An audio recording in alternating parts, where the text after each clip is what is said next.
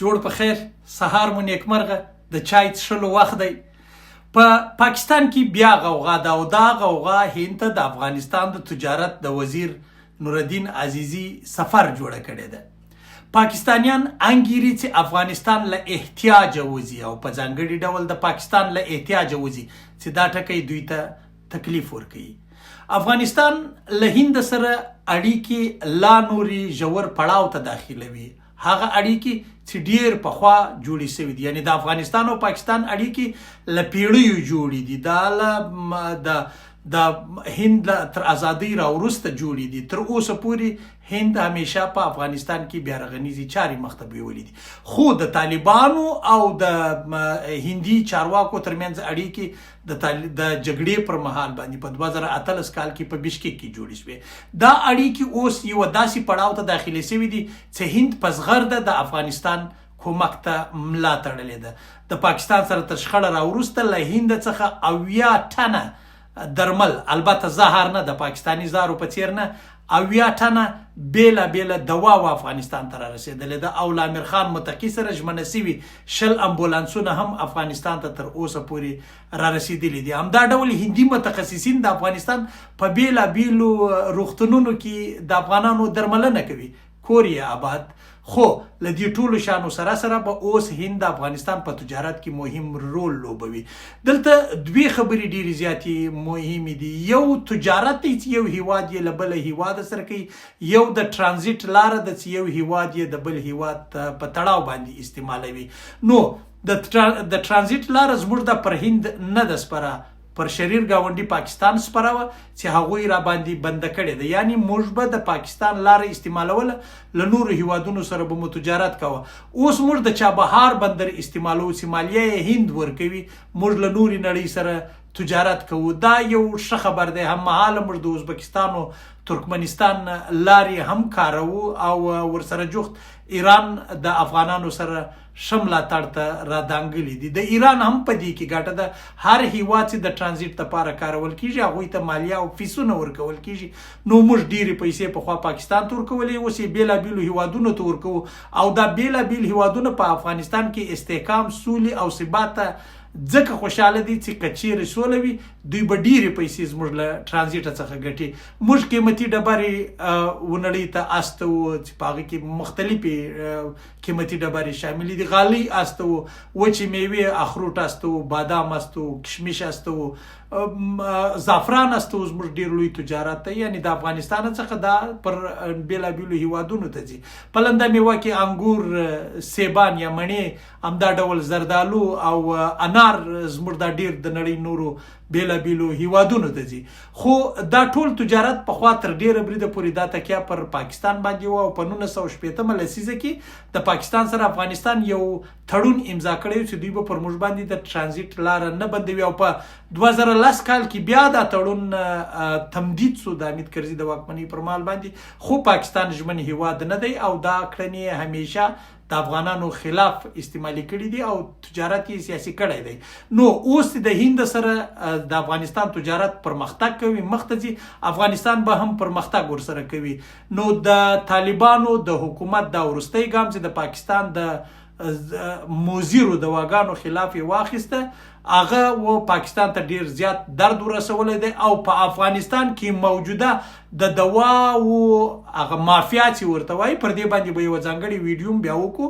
هغه مافیا اوس په افغانستان کې دننه خلک پاروي، یا هغه کسان چې د افغان په نوم باندې یا د افغان په هویت غږ کوي هغه پاروي چې بیا د دوا دا لاره خلاصه سي یا دا لاره پرانیستل سي څو د دوی د دوا کمپنۍ وچلیږي. نو مطلب دا دی چې د هند څخه ډیره دوا راوړل شوې ده. او د عزیزي صاحب د سفر پر مهال باندې به یو بل شی چې تر ټولو ډیر زیات مهم دی، د تجارت سره پخوا کې د زراعت پر برخه باندې هم خبرې وسی. او د زراعت په برخه کې به هند و افغانستان ته تر ډیره حده پورې اصلاح شوي تخمونه ورکړي. او دا تخمونه به د ډیره بریده پورې پر هغو سیمو باندې وکارول شي چې هلته زراعت پراخه وده کړې ده. او هند به له موږ سره د کوچتپې کانال په شاوخوا کې چې هغه مځکې چې خلکو ته په اجاره ورکول کېږي په هغه کې هم د پلانینګ په برخه کې کومک وکړي. نو که هند لا نور را انوالو کړل سي، لا نور را ګډ کړل سي او له دې سره سره چې هند له موږ سره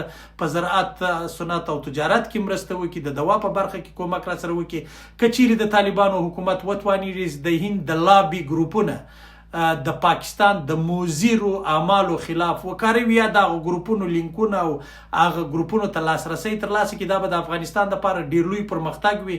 کیدای شي په رسمیت پیژندنه کې پرمختګ ورته ورکړي، کیدای شي په مرسته راجلبولو کې ډېره لویه مرسته ورسره وکړي له طالبانو سره. نو دا به یو بل ډېر لوی اړخ وي که امکان ولري او د طالبانو تللی پلاوی دغه شي ته لاسرسی پیدا کړي. خو له دې سره مهاله یو بله مهمه خبره دا ده چې ډېر ژر به یو بل پلاوی هم هند ته ولاړ شي. تفصیل ته یې زه نه ځمه، دا پلاوی به هم په هند کې د خورا پرمختګ زیری ورکړي و افغانانو ته. نو افغانان په ټولو ګاونډیو هیوادونو سره، د سیمې د ټولو هیوادونو سره د طالبانو حکومت بوخت دی چې تجارتي اړیکې پراخې کړي، لارې خلاصې کړي، تجارت خلاص کړي چې څو تکیه پر پاکستان باندې کمه شي. که کله موږ له پاکستانه څخه تجارتي ازادي واخیستله نو په دې کې هیڅ شک شوبه نشته، سیاسي طور به موږ بسیا کیږو، ځکه د افغانستان په ثبات کې، د افغانستان په سوله کې، د افغانستان په آرامۍ کې د ګاونډیو هیوادونو ګټه ده. افغانستان یو چوک دی، پر دې چوک باندې به له بېلابېلو هیوادونو څخه تجارت کیږي. چین به راځي، پر دې لار به تیریږي، ازبکستان او ترکمنستان او تاجکستان او ایران به پر دې لار باندې له یو بل سره تجارت کوي. نو که دا هیواد آرامو، د هغو هیوادونو ګټه به زیاتوي او دا ګټه اوس ښکاره کیږي چې هغوی هم دې لوري ته رادانګلي دي او تر ډېره بریده پورې د افغانستان آرامي ته لمن وي، ځکه هغه شریرې ډلې او هغه شریر کسان په خپلو هیوادونو کې نه پرېږدي چې هغه د افغانستان ثبات ته تاوان اړوي. یوازینی هیواد پاکستان دی چې هغه د افغانستان پر ثبات باندې لا اوس هم کوشش کوي چې د جګړې یوه بله پړاو را خلاص کړي، یو بله جګړه په افغانستان کې جوړه کړي او دا جګړه یوازې د پاکستان په ګټه ده. هغه کسان د افغانستان دوستان نه دي چې هغوی په افغانستان کې بلې جګړې ته لمن وي. او تاسو دا غږ را سره بدرګه کوي، دا خبره تر ډېرو خلکو را سره ورسوي، دا خبره را سره عامه کړئ.